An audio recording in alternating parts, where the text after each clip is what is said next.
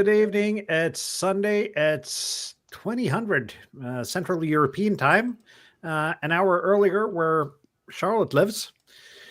And this is the European Ham Radio Show, where we talk about failed antenna builds and everything else going wrong in ham radio. But first of all, the ham radio moment of the week. And Charlotte, please, before that, this is killing my OCD. We're in the wrong place, Morten. Can you fix us? This is thank you. You are aware that you can do that as well, and it's CDO. You got to put the letters in the correct order. I'm aware I have the permission to do that, but I do not have the knowledge of how to do that. That's the problem. You just grab it and drag it over where you want it. Yeah. How nice is that? Okay, made one Bob happy. Mission accomplished. Ham radio moment of the week. Okay. let's try to. That was a tangent within the first minute and 10 seconds, Bob. Yep. That's what I do. I think that's pretty much a new personal best. But the ham radio moment of the week, Charlotte, you somehow happen to be in the right place for the first one. Are you ready to share? Sure. I've got to think about what my moment of the week actually is. So I think probably the main thing has been passing my mock exam for the intermediate, that exam that I'm going to be taking at the end of the week. So I'm taking it on Saturday coming. So that's probably the main thing, because I haven't actually had a much time to operate. Actually, secondly, I got a QSO with you, Kjetil, finally. So that was really nice. And actually, I made a new radio friend called Rose, who might be watching us, I'm not sure, when I was doing my POTA activation the week before. So there's been some stuff happening, but I've largely been trying to just not fail my intermediate exam. That's my main plan. After Saturday, I'll be much more chilled out, I think. And with that intermediate exam, Charlotte, will you be able to operate on Bornholm? No, unfortunately, it's not the full UK license. So you need the full license in order to operate internationally. Well, we'll figure out. Hopefully, Renee, who is in the chat and seems like he's at work, knows the legalities of using a different call sign on Bornholm. I heard.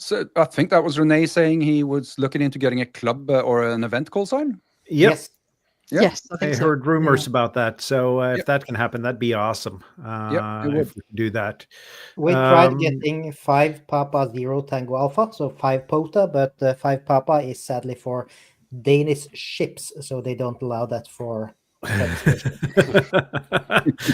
I think the full license is only about this, but again, it's not actually a massive jump from this one, so I might be able to do it in time, but I don't know. I'm not going to hold myself to it because I'll be like, trying to get it all done. What I had something more I was going to say. I'll probably remember that if you just keep on going with your ham radio moment of the week, Charlotte. That's probably me. I don't think I've done like a ton of other stuff this week. So I think that's me. Not half bad, though. I was going to say that we are fully signed up for the Bornholm trip at the moment. I think we're 17 people. All the rooms I had booked are filled up, which is a huge relief for the one sitting with the financial responsibility of everything. So it's going to be a great trip. And we even overbooked with one room down there. Tobias, what's your ham radio moment of the week? I spent too much time video editing, so not a lot of ham radio moments. So this is the video that I'm currently have in the making, where I was yesterday. There was the 100-year celebration of the Deutsches Museum in Munich. So biggest technical museum in Germany, or so they say. They are still in the middle of renovating. Still will take 3 more years until everything is reopened. But it was a nice trip into town. And I also checked out the amateur radio station there. So that video is probably, I don't know, coming out in the next few days. And well, the previous video was how to update your QMX Plus with the SSB firmware. And yeah, I also spent much too much time editing that. So not a lot of ham radio, but at least ham radio related. So that were my moments of the week. Not bad at all. And I see why I do other things. Bob is producing, and that's a good thing. Yes. Yes. Ah. Because I'm trying to produce my ham radio moment of the week. So I looked at the other screen and just listened. Yep. But that's not half bad. And the Deutsches Museum, that's in Munich, right? Right. Right. I need to go there then. You Jürgen? definitely worth a visit, I think, if you have never been. Tobias, that absolutely. was, as I mentioned in the comments of your video, this was the first time I saw someone doing a firmware update in a park. Yeah, well, I guess. I mean, the shack is reaching boiling point again. At the moment, we have 25 degrees, which is still bearable. But if the sun shines for a few more days, you don't really want to do anything up here. Yeah. Yeah. So I already have, or always have, the psychological blue mood lighting to cool me down. But at some point, that doesn't help anymore. So getting out was a good idea. And speaking it about the was great. QMX, though, I got to play with one today. I had a fellow ham stop by and asked if I could take a look at it, measure the output power and everything. And I can confirm that the same mic pinout as I use for my TEHRS works on the QMX. And also, it's an awesome little rig. Yep, it's. I mean, for the size, the QMX is really awesome. Yep. I didn't try it on air, though, only on a dummy load, but it looks stunning. Yeah, I may have taken delivery of a high band kit as well. Just saying. You still have a QMX Plus to build, Yeah, I know. I'm now debating whether to start directly on the QMX or to do the QMX Plus first, because it's meant to be simpler. What do you think, Tobias? You built both, have you? No, I have not built a QMX Plus, but the QMX Plus is definitely the simpler build. It's more toroids, but more maneuvering space for soldering iron and everything. So if you're not kit building every day, do the QMX Plus first. Yeah. I'll take your advice and do the QMX Plus. We'll see how that turns out. You can order them assembled, though, right? As well. Where's the fun in that? Then you can't procrastinate and feel bad that you didn't build it yourself. You guys wait till you see the job I did on this antenna kit. You'll be like, get the pre-built one. And I can also say something from my QDX. You can always ask a fellow ham to give you some advice. What ends up happening is he taking the kit with him, and you get it ready built 3 days later. Yeah, that's what I've been threatening to do with Tobias, but there's not an awful lot of people I trust to build my kits for me, but Tobias is one of the very, very few. But the thing is, it's I think I have the ability to manage myself.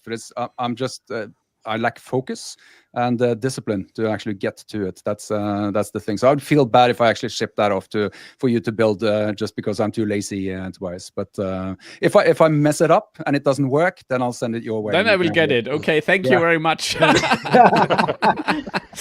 Here's these random parts you fix. That's so nice. Let's move on. Let's move on a little bit. Connect to power, purple smoke comes out. What might that be, Tobias? Okay. And Jürgen, what's your ham radio moment of the week? No activation, not much time. I spent not much time on the radio this week. I was very, very busy preparing for next week for the trip to Dayton. I had to make some decisions, and I also had a lot of questions about the iRadio, the UV98, the videos I made. Some viewers sent me emails, asked me some questions. I answered 2 of them by doing a video, and mostly preparing for next week for the trip. And I decided to take my FX4 CR with me. So the radio, here we have the power adapter for the power bank, which delivers 12 volt, and it can power the FX4 CR without a problem. So that's a 6 amp hour power bank I will take with me. I have a speaker, I have a microphone, I have my power cord here, a USB connection. There's a USB cable anywhere, just in case I want to do some FT8. And let me switch the camera around again. And I will take a 10-meter pole with me and some end-fed antennas, and that's it. I hope you get through immigration without any issues. Fingers crossed. Don't think that's a problem. I hope we have propagation. I worry more about propagation next week, because yesterday I spent 2 hours at my friend's place and we tried to hunt some POTA stations in the US. Except from 17 meters, no, nothing. Yeah. The usual suspects. I checked the sunspots yesterday when I was 55, at the Deutsches Museum. They are still there. Yeah, they had some telescopes set up there on the roof, and they let you look through it. And I can confirm there are still sunspots. Yeah, sunspot number was 55 yesterday, and 17 meters was working. It was I made 2 contacts to 2 POTA stations, and there was South America is working on 15 meters and 10 meters as well. That was okay, but no stations from North America except on 17. And if you look behind me, that's 20 meters at the moment. Yeah, that's just sad. There's not much going on. Yeah. Except for a steadily rising noise level at my QTH. Yeah, and of course I had to prepare my camera setup, my whole camera stuff for live streaming, for 360 videos, and so I take 4 cameras with me and my iPhone and my iPad, and everything is able to stream, and what a mess. I hope you have great fun. Yeah. Yep. And Kjetil, I see you already answered Donnie's question in the chat. Donnie from Indonesia. I thought I was going to play that over to you when it was your turn, but you answered it and gave him some pointers towards local clubs. So that's Elmering. That's really good Elmering. Yeah, and Donnie, if I live in, well, not in Stavanger, but I live in the neighboring city.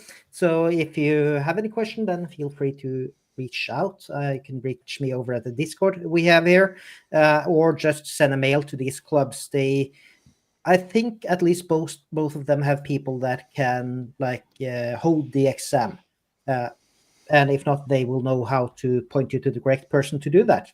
Or there's courses running all year. During winter mostly. So, gonna be fun to get more active hams over here.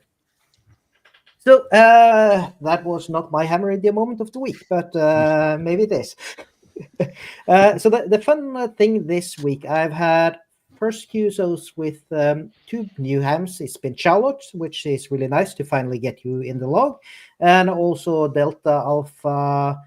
What's the call sign you got there again? Delta Alpha 6 Kilo Lima. Kilo Lima, who's in chat here. Got him on FT8 on 15 meters today. That was really fun. And so cool to be, I think that was his first POTA hunt as well. So that is fun. That's really always nice in the hobby when you talk to somebody who's pretty fresh at this, I think. Other than that, I've gotten some equipment. I got a new one of these crimpy thingies, and I got some really oddly named thingies from AliExpress for the extender parts for my JPC-12 antenna that I broke. So that was nice to get again, and just some random other stuff. And other than that, it's been a really hard week, health-wise. Lots of ups and downs, and back has been bad and everything else. So I haven't done any SOTA activations, just out doing simple parks on their activations. Yeah, but going out and playing radio is still good, though. It's more than some of us made this week. Yeah, and one fun thing is we've added a few new parks in Norway last a few weeks. I think we were. A few. I think we're around. Isn't it more like a lot? No, it's. I think it's a 2% increase. Okay. Yeah, so it's not very much. I think it's less than 50 out of 2,600 parks. So it doesn't seem much, but the fun thing is that most of them have been activated, or many of them have, and some of them have been activated multiple times by more than one person. So it seems like we're hitting quite well with the locations, and one goal has been to have parks that are more accessible for people with like who have issues walking, for example. There's not everybody in this hobby that are able-bodied. So not everybody can climb up a mountain or down into a valley to do a POTA. Some people need to be able to drive in and either activate from their car or very close to the car. So that is nice. Really nice, really nice. Bob, any ham radio moments? Yeah, let's see if I can share something here. I got something in the post last week. The ZBit X. Very cool little thing. And of course, the first thing I did was to upgrade the firmware on it. That's the 2 different firmware components. And I created a small video. Other than that, I didn't get to operate at all. It's got a built-in microphone, but I didn't get that to work. So I need to figure out how to connect the microphone to it. I think I have all the bits and pieces needed to making that. I can't remember his name, the guy that makes the tiny little 3D printed microphone thing. K6ARK.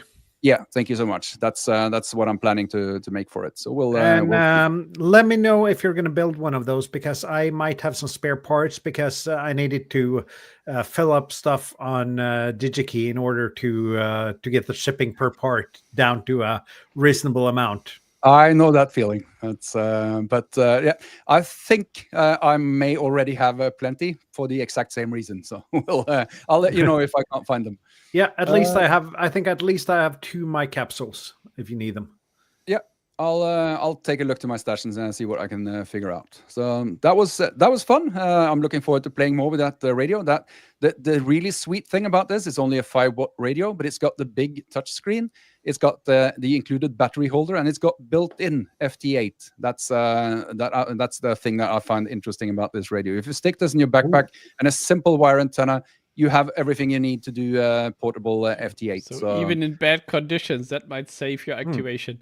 Yeah, it could. So, and I'd really like to hear your opinions on this. I've given it a couple of activations though, because I ended up in a discussion on Facebook where someone claimed that it was not a particularly good radio. So it's probably at this point not a particularly good radio. It's a very, very interesting radio. It's a very, very cool concept, but at this point with the current firmware, it's not a particularly good radio, and I wasn't expecting it to be. It costs, as it says on the screen here, this is a full range HF radio for $160. Of course, it's not a particularly good radio, but it's a very interesting radio, and that's why I got it. So, yep.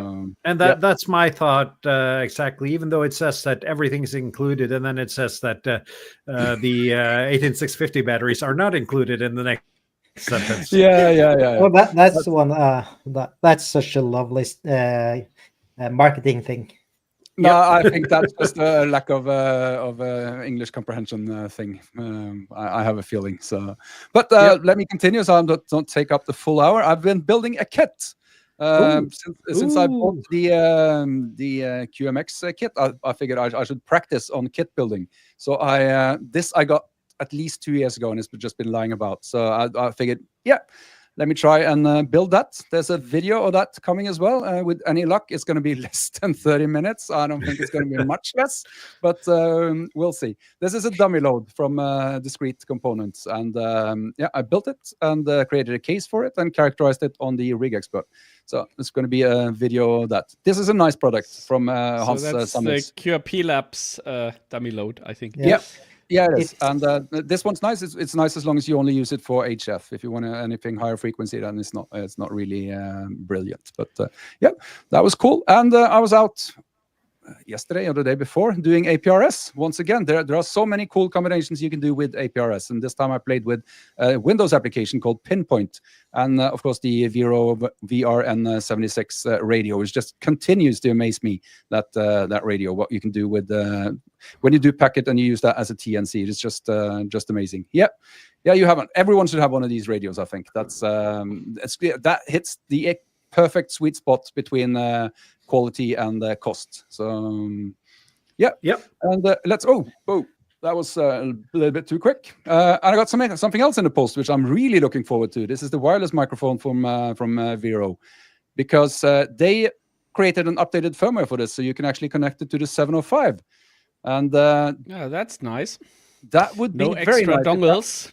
if that works the way it's supposed to, that would be very, very nice. And also and we talked about activations in rainy or snowy conditions. That would mean I could just tune up and stick the radio back in the backpack, and I could just use that mic, which is fairly inexpensive for the entire activation. So looking forward to figuring that out. I saw some people on a Facebook group being disappointed and thinking it didn't work really well, but I'm hoping that what was not working was actually that person, not the microphone. So we'll. You shouldn't trust everything that's on Facebook, Bob. Einstein said that, didn't he? Yes. I read that on Facebook that he said that. So, yeah. And let's see. I picked this one up from. I got that about the same time as Morten did. Figured I'll try and put some APRS tracker software on it. Didn't get around to that. But lastly, I was reading up on what's that website for Thomas Witherspoon? QRP something. QRPer.com. QRP.com. He was reviewing this as a tuner unit. It's a completely manual tuner for QRP usage, and it looked so damn cool. And this thing costs, I think, $80 US. So it's for a tuner, for a wide range to the solid tuner. I think it's a very good price. So of course I had to get that as well. So looking forward to actually building. You did not pick up on that when Tobias talked about that tuner for about 2 months in a row. Maybe I did, but maybe I managed to muster some willpower and not order it then. I failed this time. So, at least, anyway. But you have that tuner, Tobias? Yeah, I think I have a few videos on my channel if you want. I will absolutely check it out, because once again I bought the kit that saved me at least $10 US, and I can get to procrastinate. It's interesting because it's all 3D construction on the backside, right? Yeah, there's no PCB, so you're a classic, like tube radio wiring up. You just wire from point to point. It's interesting to build something like that. And Marion, I think your comment hits the spot pretty well. If I can manage to build some of these kits, then that would be a good thing. That was not a lot of radio operating for me this week, sadly. If you discount the APRS, which is strictly as amateur radio, but I'm hoping to rectify that next week. At least I have to try the wireless microphone for the 705. That was, I think, highlights of my week. How about you, Morten? First, I'm just going to say that Renee has found out that Charlotte can, I'm going to say probably just to for legal reasons, use her license in Denmark. Oh, nice. I don't know what my call sign will be yet. It's going to change. It'll be Oscar Zulu stroke MM7HJI. Well, I might be operating under Echo blah blah by then. And again, don't take her opinions here as legal advice. That should cover our bases. My ham radio week. If somebody comes to arrest Charlotte, they have to get through 18 other hams first. So that will be difficult. As with most of you, I haven't been operating a lot this week. I went out, done a little bit of FD8 from the shack, but I got a noise problem here, which I can't really figure out. So if anyone has a cabin far away from anything with power and internet, let me know. And I can put my flex there and don't have to think about my noise levels at home. But not a lot of operating went out yesterday. I was going to actually film a PODA with the dipole I built last week. But driving there, it was a bit of a walk to that POTA, and the skies turned black. So I figured not a good day to bring a radio, full DSLR camera, a gimbal, and all the stuff needed. So I went to the new 3-fer that our POTA manager created, and I did a 3-fer from my car. Horrible band conditions, managed to activate though. And then I filmed a video yesterday, which I didn't expect to do well, but it went, let's call it less than well. I guess people aren't interested in this. I'm going to share my screen here. Let's see if we can find the picture here, because I did a video on Bluetooth programming for your Baofeng. TID Radio sent me a Bluetooth programmer, and it's a nice little thing. I mean, it does its thing. It works. It's got a halfway sketchy app, but as long as you don't log in, I think you're pretty safe. But it works. You can program your Baofeng, and I still struggle to see the use case for this. I have to admit that. It's nice. It's only $10, but I can't really see any use cases for this. If you have any use cases, let me know or let us know in the chat, but I can see that. So playing a little bit around with that, I was actually hoping that it wouldn't work so good. That'd be a more fun video. But yeah, but can you use it as a TNC or something useful, or is it only for programming? It is, as far as I have figured out, only for Bluetooth programming with the horrible Oddmaster app. And if you have a TID Radio HD, you've probably seen that Oddmaster app. It's not particularly good, but it works. And you can also use that through a web interface on your computer to program, as far as I've understood. But I have a hard... It does not work with Chirp. No, it does not work with Chirp. You got to use the Oddmaster, either the website or this dongle. Okay. It does its thing, but it's just... Why? Exactly, why? And I think... because it's a wireless hobby. Yeah. It's a wireless hobby, yeah, and as Stuart says, make them money. It's actually surprisingly well constructed for being only $10. So it's one of the better feeling Chinese radio products I've held. I have you asked for use cases for this, and I think I have the perfect use case for it. Let me. I need some background information. This is a wireless or an inductive charger for the iPhone. So when I put my 15 on here, it will get wirelessly charged or inductively charged. The problem with this one is that when I put my iPhone 12, my old iPhone 12, there's a misalignment between the charging element in the phone and in the charger. And if I had that thing that you have, I could place it down here, and it would be the perfect distance for the old iPhone. So there's your use case.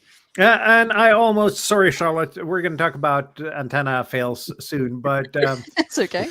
I am probably, or more than probably, going to activate as 9 Alpha LB0FI at June the 13th, which is Friday the 13th, and that's why I say most probably going to be doing that. I'm going to Croatia, and turns out that I got a full day off to explore the island, and I'm probably going to butcher the pronunciation here. It's called Lusin, and that island has 2 soda summits and 4 POTA parks.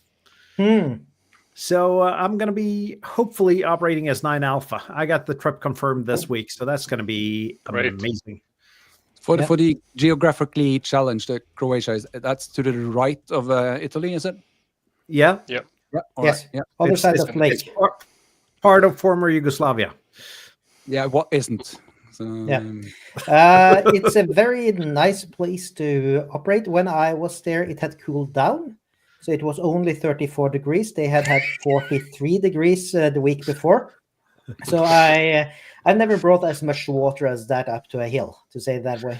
It might be a POTA, because the 4 POTAs are actually 4 coves next to each other and with nice beaches. So it might be POTA and swimming. We'll have to see about that. But let's get to our topic. We're not halfway through the show yet, so it might be a good time to start that. Give it a few more seconds, then we hit the 30-minute mark. we do. But Charlotte, you suggested this topic, and I'm kind of curious the background on why you suggested this topic, except for being a new ham. I think sometimes when you sort of watch more experienced hams building stuff, and people are really good at soldering, they're really good at doing all the things they need to do. For me, as someone who's come into the hobby without an electronics background, I sort of look at that and think, oh God, it's the magic of video editing. They're all cheating. I tell you that. That's what I was gonna say. But if you watch them on YouTube, you really shouldn't think that. There's a reason Tobias takes 6 hours to edit a 15-minute video. That's to take out all the bloopers. And the same with my videos as well. I just cut away everything that makes me look bad. Exactly, and that's why the ham tubers have a ton of pileups on Parks on the Air and Summits on the Air as well. It's the magic of video editing. But I thought, right, I want to have a go at doing this. It will be interesting, to say the least, to see whether this antenna works ever. It did work, spoiler alert, for anyone who was curious. But, I'd seen your video where you constructed this, and I thought, okay, this doesn't look too bad. So I'll show you guys in a second, but I got a kit from Radio Stuff, from Chris, who was a complete legend, who actually messaged me to be like, how did it go when you built the kit? And I was like, I'm not sure it's going to work. Nothing to do with your amazing quality kits and the instructions. It's more to do with my complete inability to solder anything. But anyway, I just thought it'd be an interesting topic because I think sometimes, as you guys say, you can see, we often see people doing these beautiful builds and everything's perfect. And as a new ham, you sort of look at that and think, oh God, I can't do that. And I suppose if there are people watching who are like, oh, I haven't tried building anything, but I want to have a go, then I kind of want to encourage you to try. Before doing this, I'd only soldered two bits of coax. I just soldered connectors on the end and that was it. And then I had a crack at building this thing and it actually worked. So I think it's always worth a go. And that's kind of why I suggested it as a topic to talk about, just so people see the sort of flip side of when you start out, it is a bit of a disaster. Was I amazed when I got a contact? Oh yeah, I never thought it was going to actually work, given that I built it. Just a quick question, Charlotte. I see that you have the wire on a separate wire winder. You are aware that this is a wire winder in itself? Yes, I only did this so I could actually show you my terrible soldering. So I had to take this thing out and then, But yes, it's kind of nice because, as you say, the wire goes around this and there's a little kind of Velcro thing that holds it all together. So it's easy to sort of chuck in a bag and stuff, which is good. It's an amazing kit. And I got a build video, but I don't think I showed building the entire antenna. And there's a reason for that, because you don't necessarily want the swearing and the bad words and the sweating. What I did do on stream, though, was build Chris's stationary at home 49-1 balun with an integrated choke. I do not recommend building that on a live stream. I can just tell you that. That raises the stress levels of building something. I mean, when I hold this up, I'm going to move it kind of constantly like this for no other reason than you can't see where I burnt the board on the back at the end of the soldering iron. Just a tiny bit. It's just slightly discolored where I had to kind of undo it. But Charlotte, that's not a failed antenna build because the antenna works. It does work now. Yeah. You had a bit of a detour there, right? Like you had to get some extra wires and such. So okay, so I'll take you guys through the story. There are a few things that I would recommend to people who were going to attempt these things. Number one, read the instructions all the way to the end. I made it about halfway through and was like, right, it'll be fine. I know enough of what I'm doing. Let's go. Because bear in mind, I'm also doing this on borrowed time from looking after a small human. So if I get a 2-hour stretch to do a thing, that's basically a marathon. So I was like, so I'd recommend read the instructions to the end. Don't do what I did. Read half the article, realize there was a video embedded on the page, and be like, great, I'll watch the video. So I started that with everything lined up beautifully on my desk, with all my little components laid out and everything ready to go. And I start the video, and and Chris is like, okay, use a bit of string to wrap around your coil. Then you can see how much wire you need. I was like, okay. And then the video kind of carries on. He's like, oh, just kind of cut it halfway down. I was like, okay, great. So I got some embroidery floss in to do the winding. And then was like, screw it, I'll just cut it like just over halfway, it'll be fine, because I really want to get on and wind the coil. So I cut the wire, and I was winding the coil, looked at the video, looked back at the coil, and I was like, oh no, because the one that I was doing was kind of double the height or thickness than the one that he was doing in the video that he'd embedded. Ouch. Slightly Yeah, different that kit. makes a difference. And I was like, oh no, what do I do? So anyway, I then had like the other bit left over. Sort of looked at that and was like, no, this isn't going to work. And I'm pretty sure at one point when I was twisting it, I kind of made it worse for myself. So I was using some pliers to kind of hold it, and I snapped the wire as I was doing it. So I was like, this is just terrible. So I messaged him, was like, hey Chris, please can I get hold of some more of the wire? Obviously I don't mind paying for it whatsoever. It's my fault that I've screwed up the build, but please. Anyway, he just sent me another bit and it was fine. So I reattempt this and smashed it the second time. It was absolutely fine. But then we came on to soldering all the components onto the board, and that's where I just didn't remove the kind of enamel from the wire properly when I was doing the coil. I found that much harder than I anticipated, I think. So I was using the soldering iron to kind of start with and trying to tin it and faff about. And then I just tried, I tried sandpaper or something at one point, and I couldn't get a good sort of connection. I don't have This is those. the best tool you can have to remove enamel, a nail file. And I've heard it's pink and sparkly as well, by the way. I fully Yeah, agree. that was the one I managed to steal this time. That was the sparkly one. It works Here's just my as nail well. file here. I'm a big fan of the scalpel. You can use that to scrape it as well. So as I said when we talked about tools, get a scalpel. Also, it's going to scare your boyfriend if he knows. I made you a have whole scalpel. boring video out of it when Charlotte told me. I'm not sure if anybody has watched that because it is very long, and I just thought, okay, let's switch on camera and then record for an hour or so and see where it goes. Try this, try that, try the soldering iron, try this scraping, try the sanding, and I don't know. Not my best video, but maybe helpful. Me a tip, Tobias, about this thing. Asked if someone wanted to get this from AliExpress. Yeah, exactly. Yeah, it's an electric enamel stripper. It's actually called enameled copper wire stripping machine. That looks suspiciously like the thing he used to remove nose hairs. It looks a bit bigger than the thing I used to remove my nose hairs, and I think this hurts more. Yeah, I would think so too. Yeah. But this is hopefully arriving on Tuesday, so there might be a video on this to help you along, Charlotte. With and then you will tell us that everybody needs to get one of those or not, depending on how it goes. Yes, this might be a dud, but we'll see that when it happens. Yeah, but you have to do like some amount, like quite a lot of stripping for that to pay off.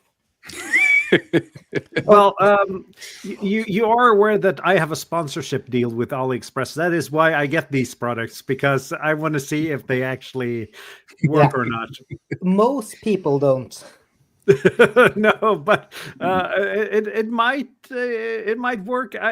Tobias asked if anyone wanted to get this, and I figured why not. So I shuffled around my shopping cart and. Yep, but there's something to be said to have good tools like this crimpy thingy and all the other crimpers that I did in the video a few weeks back. Like having good tools for jobs, even if you don't do them that often, is so nice. Yep. But you must put it in perspective with the price of a failed kit build, right? I mean, you get yourself.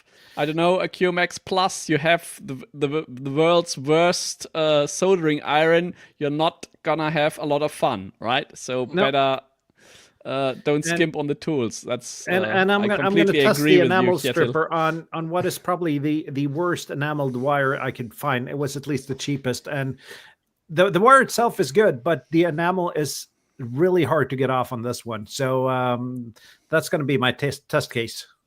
Okay.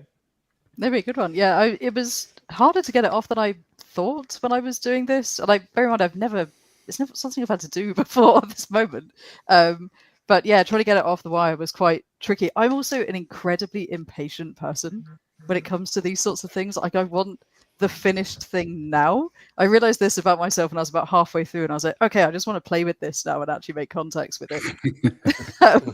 So I think I would probably out procrastinate Bob if I started buying kits for stuff. I'd be like, oh, I've had this one for 9 years in the corner, you know. But yeah, I got to the end. Let me just hold it up to the camera if you guys Let's can see see if it. I can enlarge you here, Charlotte, and see. There we go. So That looks a lot nicer than mine. I just got to tell you that. Yeah, there's the burnt bit on the back, but I'll just move that out of the way. Mine also has a burnt bit on the back, so don't worry about that. But yeah, so there it is, the finished thing. To be fair, when the paint on a printed circuit board is called a solder mask, and when you decide to get the white one, soldering that without getting any burn marks on it, that's really, really hard. So you shouldn't feel bad. I don't think anyone's going to solder anything on a white solder around a white solder mask without getting it burned. No, that's as expected. Yeah, I burned the ham radio workbench power pole distributor. Yeah, that looks also burned on the back, so no worries there. Everybody does it. Yep.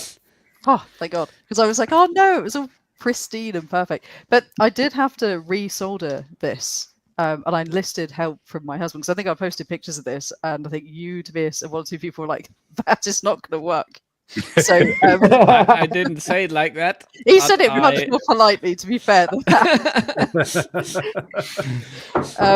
So I was then like, oh God, what the hell do I do? So I dug out, we've got a solder sucker thing in the cupboard. So I found the iron, and was like, what could possibly go wrong? And just sort of got to work getting the solder off.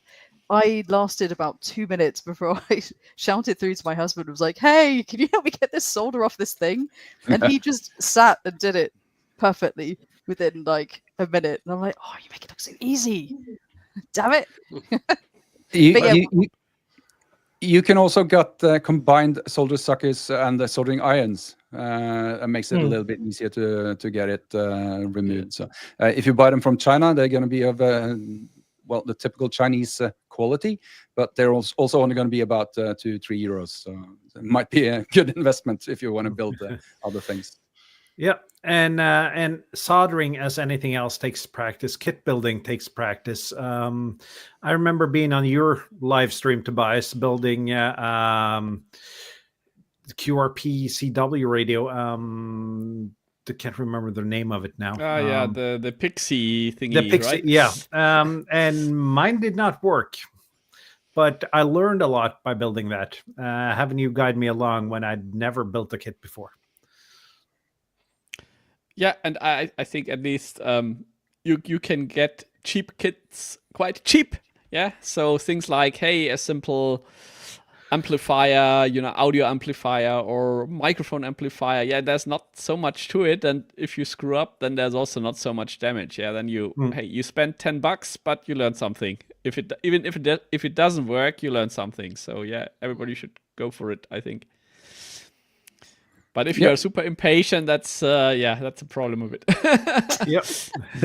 Because I built my the Hard Rock 50 over several evenings. Yeah, you cannot just. I mean, you have 2 hours time or 1 hour time in the best case, and you won't be finished at the end. Yeah, so you just have to take it slow, and when the hour is over, then find a good time when to stop, for the next step then on the next day.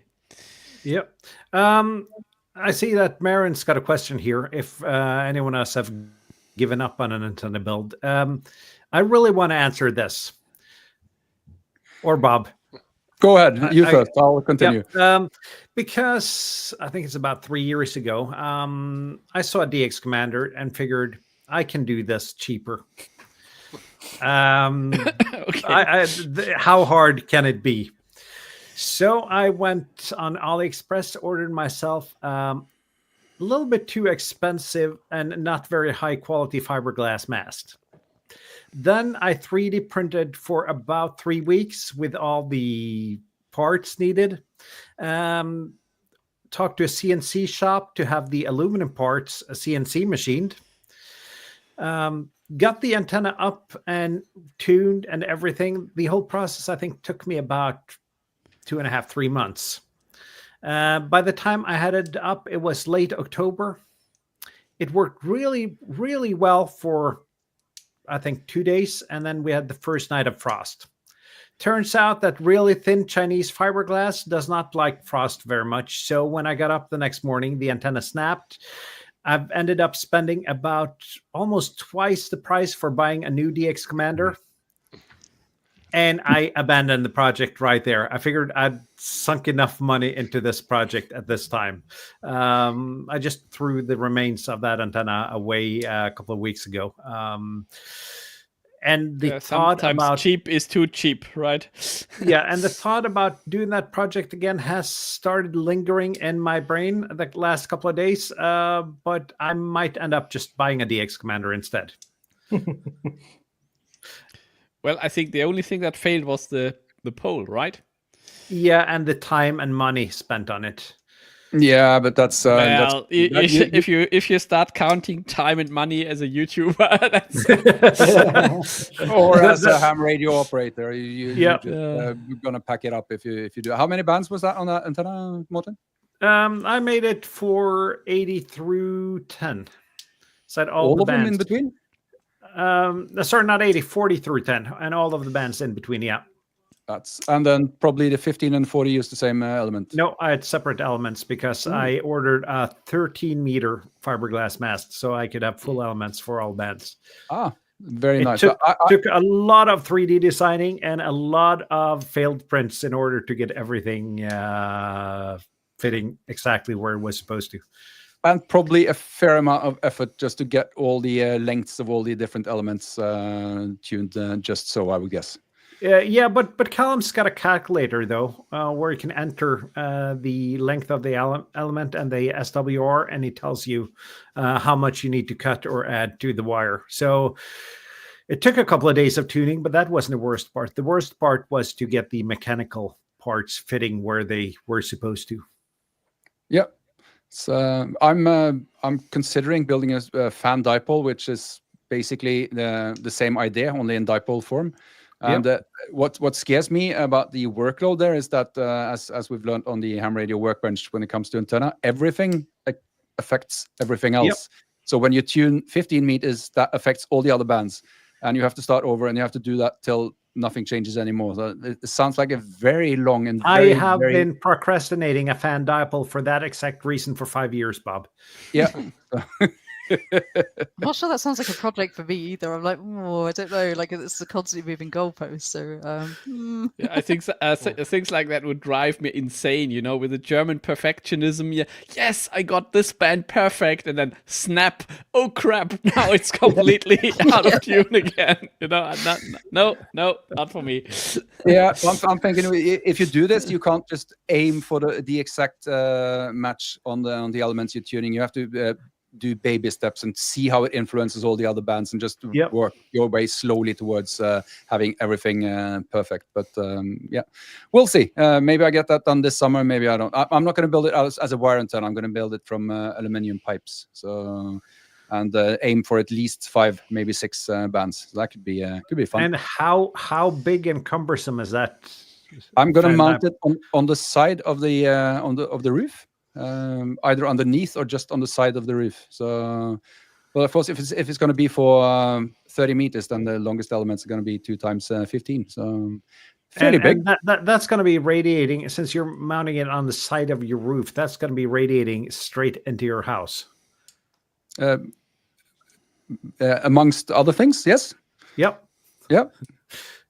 So I'll make sure not to sit right on the inside of the window from there.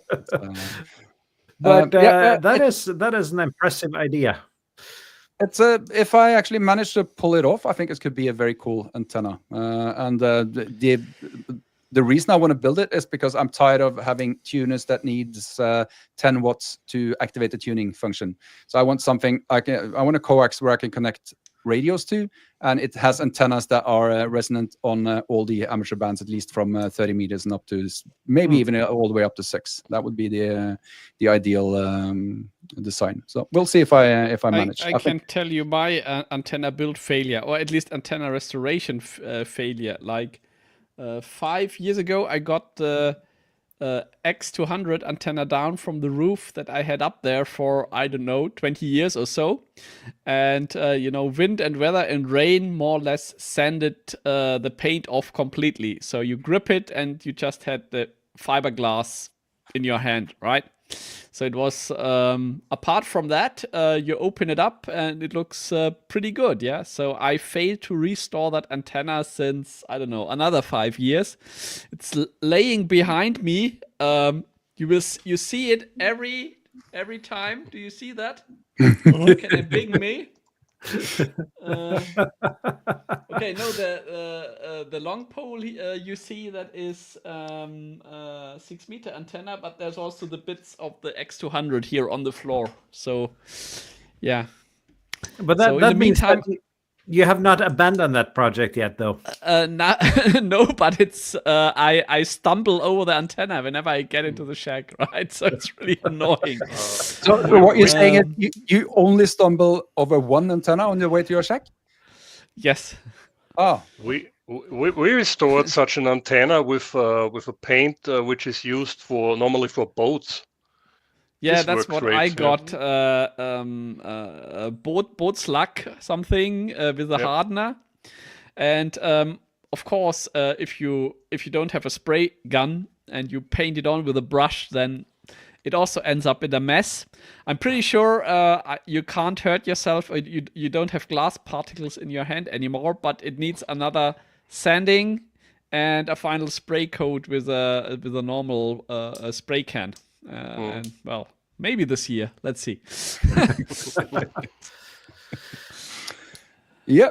I have a fail. I tried to think of antenna catastrophes, but I can come up with any. But I have a fairly recent failure. Let's see if I can manage to show off that thing. If I do this, I was going to build a sleeve dipole. And as always, when I build antennas, I try to over-engineer it as much as possible. So, because the sleeve dipole is probably one of the simplest antennas you can build, but that wasn't good enough for me. So I had to make it from aluminium pipe and a PVC pipe on top of that, and 10, 15 3D printed parts and the coax, and I failed completely. This antenna, I was so pissed. I was just considering giving up building antennas altogether. Normally, you tune a dipole. You expected to have to tune a dipole. So I made it a little bit long, and I would see where the resonant frequency was, and I would cut it. And when I cut it, the resonant frequency went down. And I thought, all right, that's probably a measuring error. I must have measured wrong the first time. So I cut it some more, and the resonant frequency went down again. And at that point, I was just, no. Yeah. This is now, not the if you physics can that I was- explain that to us, I think a lot of people would really like to know how that happened. This is not the physics that I learned in school. So clearly, I'm in the wrong universe today. So I just gave up and threw the entire thing away. But that's I took that picture as a sort of so I wouldn't forget the shape. Next sleeve dipole I make, I'm going to make the traditional way for sure. That's no more fanciness for sleeve dipoles for me. I just needed to show that off because that pissed me off royally. And if any listeners has an idea how that is actually possible, where you cut an antenna down and the resonant frequency keeps going down with the length, that's just strange. So any theories, please feel free to share. Yeah. Obviously, you cut the antenna end and not the capacitor end, right? It's not capacitor. It's a sleeve dipole. So the coax goes inside the lower element, and there was, of course, on the bottom side there was a really good choke. So I have okay. Yeah, you cut the radiating a sleeve dipole is yeah. I know. Sorry. Yeah, a sleeve get it dipole first is time. something like a T2LT then. Yeah, which is basically or also or a flower pot. It's got many names, Yep. that thing. But basically, the feed line goes up into the lower part of the dipole. Yep. That's the sleeve, and that's what makes it a sleeve dipole. But yeah, I effed that up royally. I have no idea. Theories as to how I managed to do that is most welcome, because that's as I said, it's not the physics I learned in school. I have only made one of those antennas once, and then I used Tim's measurements, and it turned out perfectly on the first try. That was, I think I've been activating with that antenna, and that was No, great. that was KB9 VBR, that guy in Wisconsin's measurement for a Slim Jim. That was the Slim Jim. All right, That was a Slim Jim. Yeah. I mean, Antenna builds. another failure that I had when I got freshly licensed, I think, I don't know, half a year after. So I wanted to build a Yagi antenna, yeah? And yeah, that's not so easy when you lack any decent tools in the workshop, yeah? So the first attempt was, hey, just, a wooden beam, drill holes in the right distance, and, thread your copper pipe or your copper wires through. That doesn't work when you don't have the ability to drill holes in parallel, right? So when every hole is like in a different, angle, not so good. And the second attempt was much better, and I think I still have it around here. And I think I just chose what was it, brass pipe for model building or so, yeah. And that was working quite fine. The only thing where I failed was in weatherproofing it. Yeah, so I painted it with clear coat, or maybe it was a spray can, and I thought, hey, now it's all sealed in plastic. What can go wrong? And a few days later, it oxidized under the spray paint. So not good for what was it, 2 meter or 70 centimeter Yagi. Yeah. So Yeah, there was a lot of work put in, and it was nicely painted, and then it self-destructed by oxidizing. My first antenna build was actually a 2 meter 70 centimeter Yagi for satellite use, and how I pulled that off, only having been a ham for 3 months, I have no idea. But the antenna works perfectly. It's made out of a clothes drying rack and 3D printed parts, and the boom is some 20 millimeter PVC pipe. And that was also I can do that cheaper moment. And I think where when a I fellow- tried the Yeah, go Sorry, ahead. when I tried the Yagi, you have to remember that was pre nano VNA, yeah. So no way to even measure and figure out, is it too short, is it too long, do I have to change my my loop for feeding it? Very ambitious trying a project like that without being able to measure the result. You didn't even have an SWR meter to verify? I had one, but of course it ended at 30 megahertz and not at 450 or so. Right. I tuned my Yagi with an HT and analog SWR meter. Yeah. But I have no idea. I found some drawings, and I probably had a bit of luck in it. That has got to be the world's most patient cat. I think I've said that before. She is. Yeah. Charlotte asked, as probably a last point today, any antenna builds in the near future? Let's start with you, Charlotte. So even though I was going on about getting not really frustrated, a little bit frustrated, but also being really impatient, yes, there will be more antenna builds in the future. So my brother-in-law Tobias is coming to visit from the US in a few weeks, and he's also a ham. He's actually the one that got me into the hobby. He's in our Discord, and he's bringing me a copy of Salty Walt's book about portable antennas. So I'm going to have a crack at making some of those for doing POTR activations and stuff. How will it go? Who knows? It'll be fine. This time I will definitely read the manual properly and measure everything twice and all of that kind of thing. But I mean, my first one did work in the end. I did manage to activate Colton Hill with that, which is my little patch now. And actually, I noticed another M7 appeared on my little patch, so I need to go and make more QSOs than them to, retain my little spot. But yeah, that's my plan. So definitely, probably more builds in the future. I don't know if I'll get to like Tobias level of building an actual transceiver, but if I can get some working antennas, that would be very, very cool.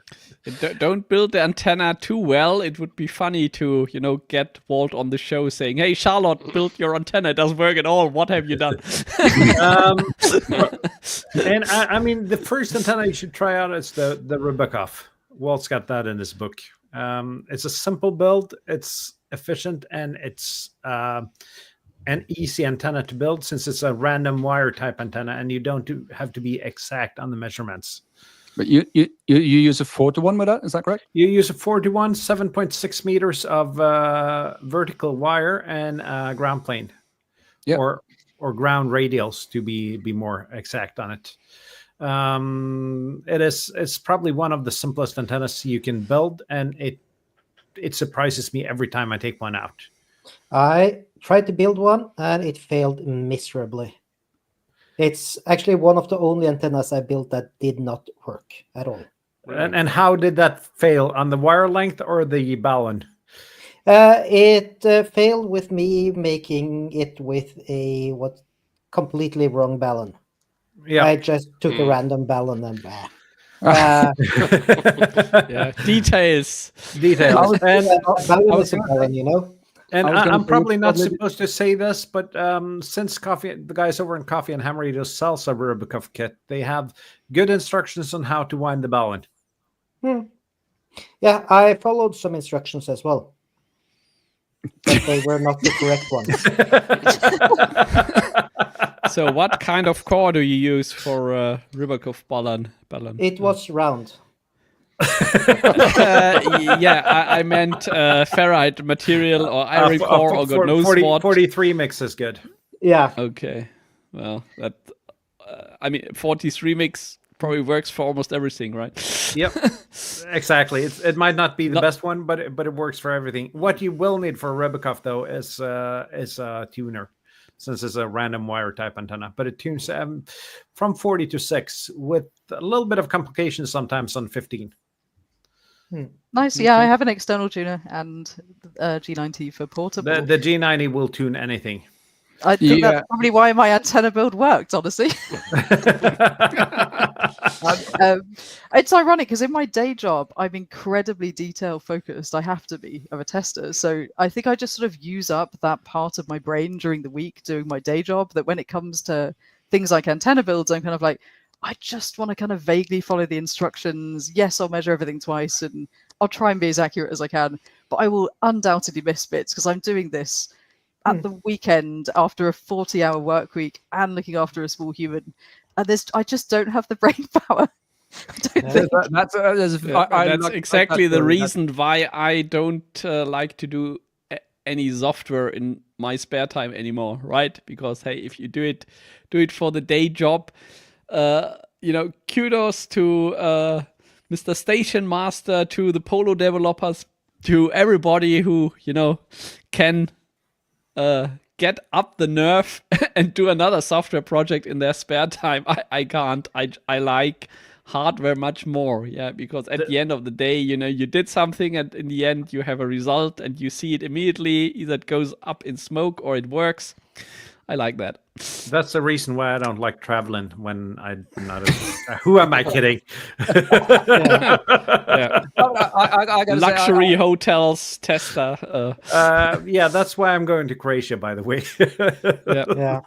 I appreciate. So we want your version of Walk With Me, Tim, and how many people you can fit in the shower. I'm looking forward to that video. Yeah, I'm thinking more like Electro Boom, like traveling around just trying to flip things. Where's the outlet? Yes. Yeah. And the less like Steve Marsh and more like Noel Phillips. And those are probably YouTubers you guys have no idea who are. I can recommend both. They're on their opposite side ends of testing ways of traveling. Where Noel Phillips tested business class on the most expensive airlines.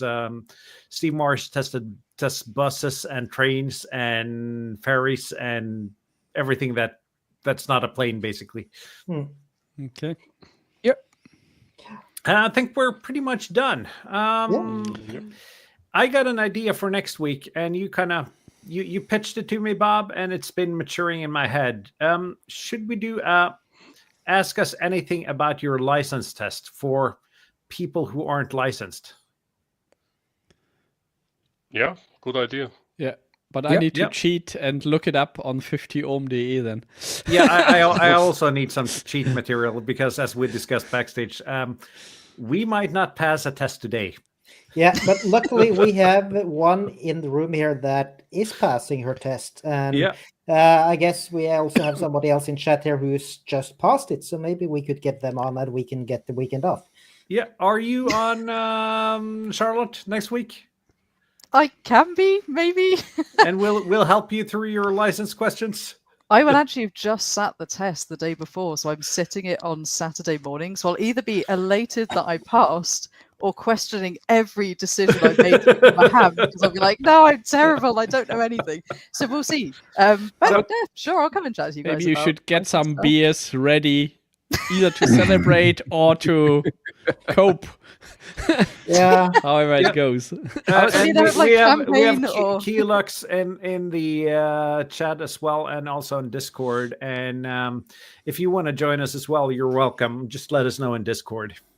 Yep. Since he passed his license this week, I think. Yep, that's true. Yeah, he's probably the one to ask all the questions about the German license test. You know, I'm a few decades out of date. and Jürgen, I guess you won't be joining us next week since you're going to be stateside. I will join you, but maybe not from Hemvention because we are there on Friday and Saturday. So probably on Sunday we will be at the Dayton, how's it called? Air Force Museum. Oh. So probably I will join the stream from there. Cool. Nice. Okay, so for us non-Dayton experts, the show runs from when to when? Friday to Sunday. Okay. Sunday. Good. As I heard, Sunday at noon, most of the people are leaving. So probably we are not there on Sunday because 2 days are more than enough. And there is this plan to visit the air museum. So. Yep. And also, if you see our former hosts, Walt and Sean, they're giving them their best regards from us. Of course, I want to do a live stream during Sean. Sean doesn't present anything, I guess, but he's doing live stream. He's on a booth. He's got a booth. Yeah, he's got a booth. But I will do a live stream on Walt's forum presentation. Nice. That'd be really nice. And also the guys from the Ham Radio Workbench. Tell them that at some point, probably more of us than you will be there. Program. Give me a second. Jürgen, yes? just to give you more tasks, maybe you can get the thumbnail or live stream announcement up in time so that people have in Europe have time to set the notification bell. So there is Walt's portable antenna forum, starts at 10:15 a.m. That must be 14:15 UTC on Friday. Okay, I need to. But I will put all the live streams online before I start them. Yeah, maybe you could put this over in our Discord, so when you have all the details and so on. So, and Saturday morning there is Ham Nation and Friends. Maybe I will do this also, but they obviously stream live there. And I think there's a small channel called the Ham Radio Crash Course that's probably going to stream. So it is, and there is some POTA stuff going on. Explore the excitement of Parks on the Air, and Parks on the Air, the road ahead. 2 forum presentations right after each other, and I want to do a live stream there. That's was on nice. Saturday on 14:20 UTC. Wasn't Vince VE6LK also meant to do a presentation? Wasn't that? I guess so. Yeah. Yeah.